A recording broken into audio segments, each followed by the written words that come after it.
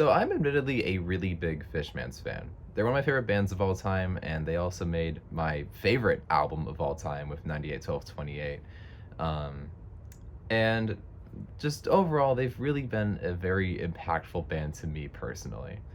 I'm very much more of a fan of their, Polydor stuff, Kuchu Camp onwards, but um, looking at their older stuff, by far, I think the best, and also the one that really shows their transition to their modern style, would easily have to be Orange. And the reason why I listened to it more recently is because let me set this here. I actually just recently got my vinyl copy of it in from Japan. This is the 30th anniversary reissue of the album from, the recent reissues that have been going on. I'm just waiting until the day that the Polydor albums get reissued because I'm not paying hundreds of bucks for those, but I desperately, I will spend money on those. But yeah, it's a pretty neat issue, and the audio quality for it is also quite great on the record itself.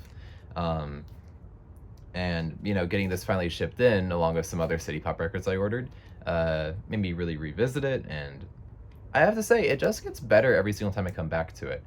Orange is above all else a really fun album. It sounds like going to the pool with your friends in the summer. I mean, songs like Melody and My Life are just so fun and breezy, and I feel like I'm just a kid at a summer camp, and I'm hanging around. And another added concept that I thought about too with the vinyl release specifically, if you look at the label for Decide A, it says, let me pull it up here, The Sound of Gradation, Yellow, Orange, Red, which is a kind of an interesting message to put on the label, but I think how that recontextualized the album for me, especially this last re-listen I did, is that Orange is a sunset album. It's going from, yellow to orange to red as the sun sets. And I feel like having it with that, at least that visual in my head, leads me to really appreciate the album a lot more. Especially as in the later tracks, the album very much goes down into a much more mellow mood with itself. I'm gonna pull it right here. I'm trying to remember title names for this. Oh crap, the label's in Japanese. Alright, there we go, now I can see the songs. With songs like Kirimichi and Woofer Girl, which take a much more minimalist and slightly electronic approach, just having a more mellow song, I feel like having the visual of it's kind of more past dark at that point in the album really makes sense for how the album is paced and why certain songs are placed where they are.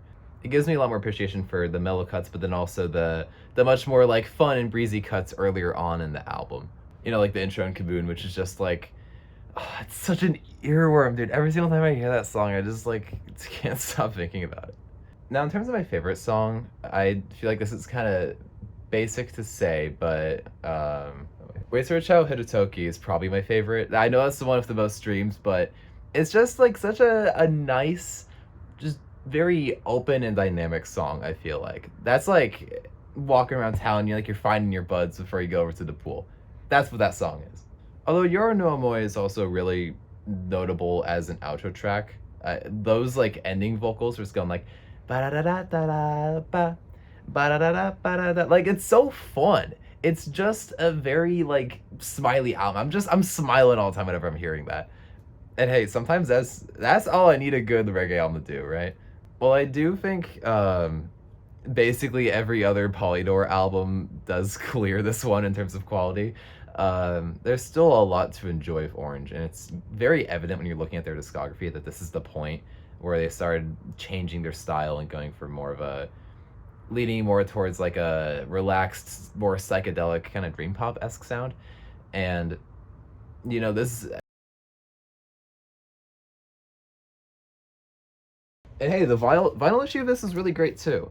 I think if you can get this for a reasonable price, this is well worth it. I will warn you that, well, however, of course, with Japanese international shipping, if you live in the US like I do, this will be around 30 bucks, but then plus the 20 to 30 bucks that you pay shipping.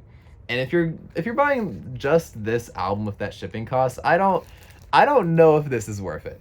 Because it is admittedly kind of a bare bones release. You get an amazing sounding record, and I believe there's some liner notes. Like, it's admittedly a pretty bare bones release. You get a really great sounding record, the front sleeve, and then some, you know, extra print with some notes and stuff like that. And that's cool. Is it $50 worthy? Not necessarily, but hey, I picked up this album with 2 others, and I think that made it up the price because it wasn't me just paying the shipping for this. But yeah, this album makes me smile.